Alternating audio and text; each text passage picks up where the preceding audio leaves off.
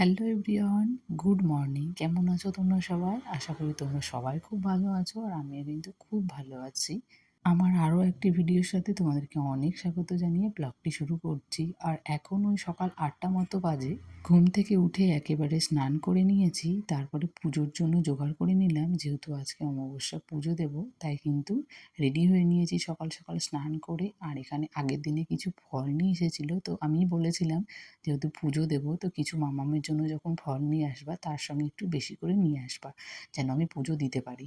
তো আমার কাছে আর বটিটা ছিল না, তাই কিন্তু আমি কেটে আর ফল দিইনি, একেবারে গোটা দিয়ে দিয়েছি। বাইরে মন্দিরে যখন পুজো দিতে যাব তার আগে কিন্তু ঘরের পুজোটাও দেওয়া দরকার, তাই কিন্তু সকালে ঘুম থেকে উঠে যখন স্নান করে নিয়েছি ঝটপট করে ঘরের পুজোটাকে কমপ্লিট করে তারপরে কিন্তু মন্দিরে গেছি পুজো দিতে। তাহলে এসে আবার রান্নার কাজটা শুরু হবে, তখন আর এসে আর না পুজো করতে পারবো না। পুজো দিয়ে আসতে আসতে প্রায় 9:30 বেজে গেছিলো। তো এসেই আমি ঝটপট করে ভাত আর একটা পনিরের তরকারি বসিয়ে দিয়েছিলাম, যেহেতু অফিস যাবে, খাওয়া দাওয়া করে আবার টিফিন নিয়ে যাবে, তাই ভাবলাম এক তরকারি ওকে রান্না করে দিয়ে দিই, ও খেয়ে চলে যাক। আর মাম্মামেরও প্রাইভেট আছে, তো মাম্মাম প্রাইভেট যাবে। তো আর আমার জানো তো শরীর ভালো থাকলেও মন কিন্তু আমার একটুও ভালো নেই, কারণ এই 22শে আগস্ট আমার হাজব্যান্ডের বার্থডে ছিল। তো ওর যেহেতু এত শরীর খারাপ এখন, তো বার্থডেতে কোনো কিছুই সেভাবে করতে পারিনি, ওকে যে একটু রান্না করে খাওয়াবো সেটাও পারিনি। আমার মন খারাপ ছিল বলে আমাকে অনেক বুঝিয়েছে, যেমন আমার শরীর খারাপ হলো আমাকে মেন্টালিও অনেকটাই সাপোর্ট করে সবসময়। তাই আমাকে বোঝাচ্ছিল যে এবার পারোনি তো কী হয়েছে, পরের বারে আমাকে আরও অনেক বেশি করে রান্না করে খাওয়াবে। রান্না করতে করতে কিন্তু আমি এভাবেই রান্নাঘরের সব কাজগুলো কমপ্লিট করে নিই। যেমন রান্নাঘরের যা কোটা ছিল সব কিন্তু আমি মুছে একেবারে পরিষ্কার করে নিয়েছি। আর এদিকে ভাত তো এখন এই যে পুজোটা দিয়ে আসলাম, রান্নাবান্না কোনো মধ্যে একটা পনিরের তরকারি আর ভাত করলাম। এখন ওই 10টা 20 মতো বাজে, মামামকে এখন খাইয়ে দেবো, তারপর ওকে প্রাইভেটে দিয়ে আসবো। আর ওর পাপা কোথায় গেছে কি জানি, বললো খাওয়া দাওয়া করবে, তো কোথায় গেছে। মামামকে খাইয়ে দেবো, তারপর ওর পাপা আসবো, ওকে টিফিন দিয়ে দেবো, আর আমিও খাওয়া দাওয়া করে নেবো, তারপর বাকি কাজগুলো শেষ করবো। মানে ওই ট্যাঙ্কির জল শেষ হয়ে গেছে, তো আবার কলটা চালিয়ে জল ভরতে হবে। তো চলো। যদি তুমি সত্যিই তাকে ভালোবাসো তো তার প্রতি তুমি যত্ন নাও। যদি তুমি তাকে পাশে চাও তাহলে তাকে তুমি সবার আগে সম্মান দাও। একটা নারীর স্বর্গ তৈরি হয় পুরুষের আচরণ দিয়ে, কথা দিয়ে নয়। আর যদি সে তোমার সঙ্গে ভালো ব্যবহার করে তাহলে তোমার মনে হবে তুমি সত্যিই স্বর্গে বাস করছো। আর যদি তোমার সঙ্গে সে খারাপ ব্যবহার করে তাহলে কিন্তু তোমার মনে হবে এর থেকে হয়তো দুঃখের জীবন আর হয় না। এখন ছাদে জামা কাপড়গুলো দিয়ে আসি। কিছু জামা কাপড় সিঁড়ির ওপরে আছে, তো সেগুলোও দিই। আর এই যে কিছু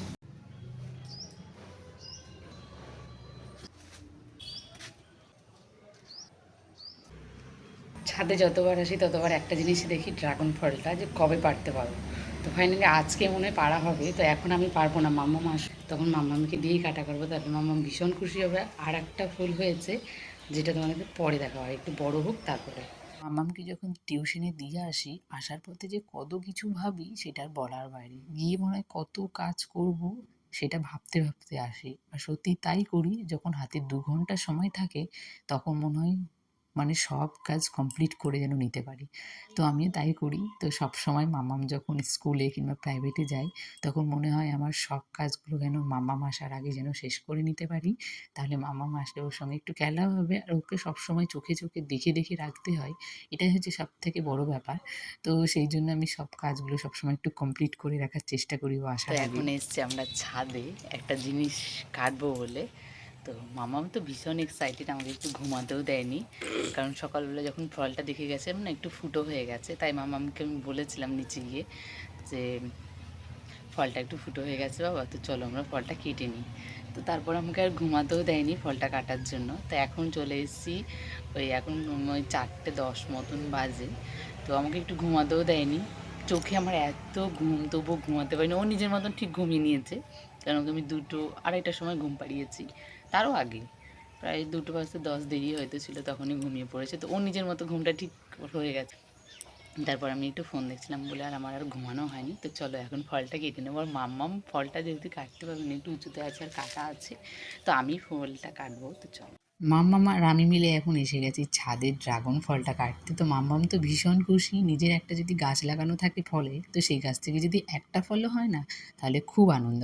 আবারও তোমাদের কাছ থেকে ছোট্ট একটা জিনিস চাইছি, এখন পর্যন্ত যারা যারা আমার ভিডিওটা দেখছো তারা প্লিজ সবাই একটা করে লাইক করো আর সুন্দর সুন্দর কমেন্ট করো, তাহলে কি বলো তো আমার ভিডিও করতেও খুব ভালো লাগে আর তোমাদের সুন্দর সুন্দর কমেন্টগুলো পড়তে খুব ভালো লাগে। আর যেসব নতুন বন্ধুগুলো এসেছো সবাই একটু চ্যানেলটিকে সাবস্ক্রাইব করে দেবে। আর আগে যেসব বন্ধুগুলো চ্যানেলটিকে সাবস্ক্রাইব করেছো তাদেরকে অসংখ্য ধন্যবাদ। ফলটা ফাইনালি হাতে চলে এসেছে, তো খুবই ছোট্ট হয়েছে। তো এবার একটা দেখি, ইচ্ছে আছে মানে বড় করা। তো ভেতরে যেহেতু করাকটা ফেলতে হয় সেটা আমরা জানি, বাট ফেলা হয়নি তখন। আমি আসার পরে দেখছি যে একটা ফুল হয়েছে, তো ফলটা খুবই ছোট্ট হয়েছে, শুধু মামামের খাওয়া হবে। মামাম এই ফলটা নিয়ে অপেক্ষা করছিল যে কখন ওর পাপা আসবে, তারপরে কিন্তু একসাথেই ফলটা কাটা হবে। তো সেই জন্য ও হাতে নিয়ে ঘুরছিল। তারপরে যে দিনে যে ফলগুলো নিয়ে এসেছিল সেগুলো আমি ঝুড়িতে ভালো করে রেখে দিলাম, তার সাথে কিন্তু ড্রাগন ফলটাও রেখে দিলাম। আর এখানে দেখো অনেক দিন হয়েছে যেন ফটোটা উপর থেকে নিচে যে নামানো হয়েছে সেটার উপর তোলাই হচ্ছে না, কারণ যেই জায়গাটায় ছিল সেই জায়গাটা এখন নতুন করে গেট কাটা হয়েছে, তো মানে একটা দরজা কাটা হয়েছে। তো সেই জন্য উপরে আর রাখা হচ্ছে না, এখন এটা নিচে নামিয়ে রেখেছি। আর মাম্মাম এখানে ড্রাগন ফলটা টেস্ট করছিল আর ওর সেটা খুব ভালো লেগেছে। চলো আজকের মতো ভিডিওটা আমি এখানেই শেষ করছি।